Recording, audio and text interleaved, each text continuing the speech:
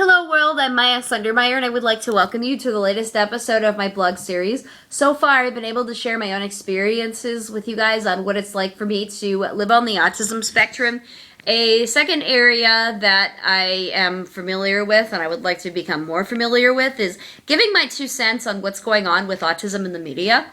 A third area entails giving tips and advice to individuals on the spectrum and to anybody who's inside the autism community. And a fourth area would include covering topics that I am passionate about that are not autism related.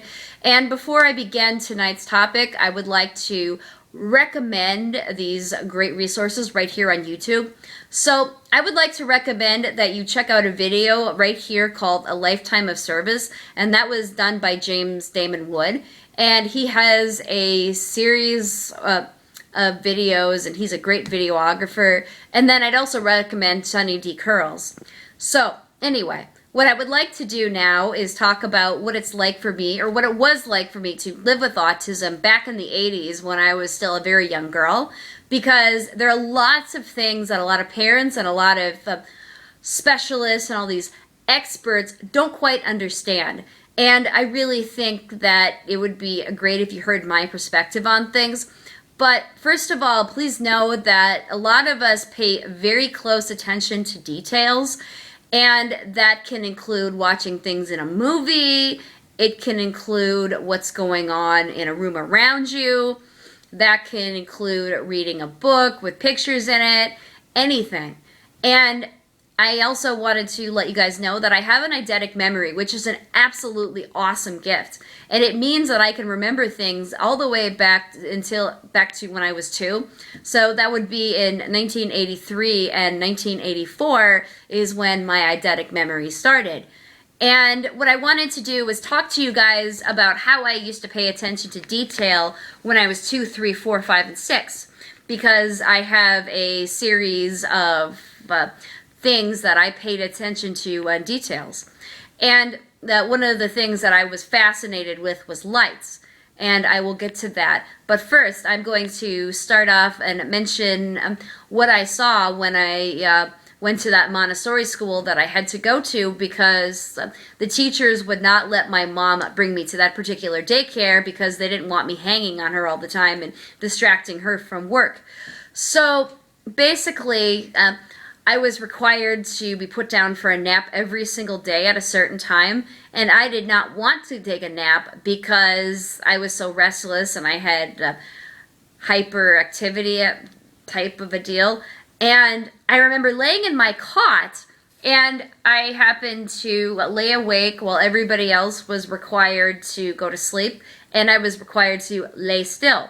So I would often lay on my back and look up at the ceiling, and there were various objects hanging from it, like decorations and plants in pots. And I would specifically pay attention to the fact that the air conditioning and the furnace would blow through the vents, and whenever they would blow, I would see the plants or these other objects like these kites rotating back and forth and back and forth. And I was fascinated by it because it was just really soothing to see.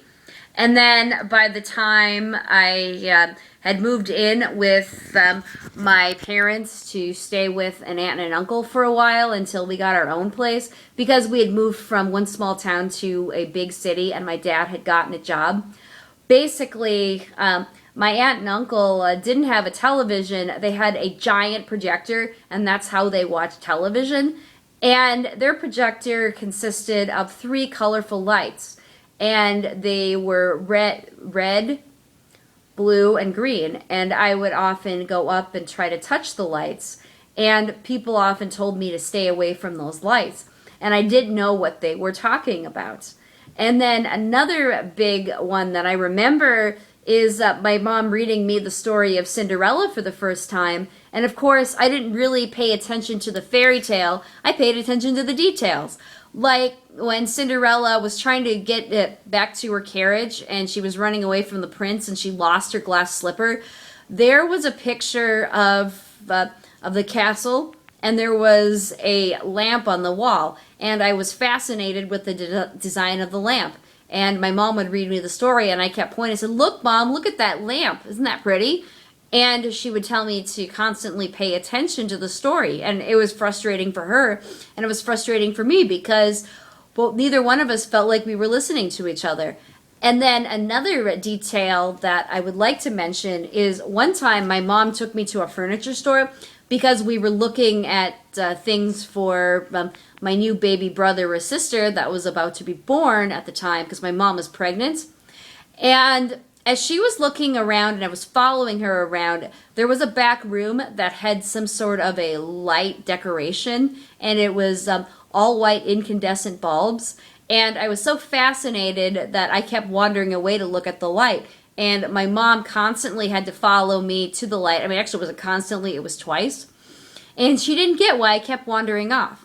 So one of the things that you need to understand as parents and individuals on the spectrum, and anybody who is a teacher or a specialist or any type of expert, what you need to know is that when you have little kids that are running away, it doesn't mean that they're being defiant. They're fascinated by the details in the room. Like I was fascinated with the lights. So anyway, if you have any questions or comments, I would love to hear from you.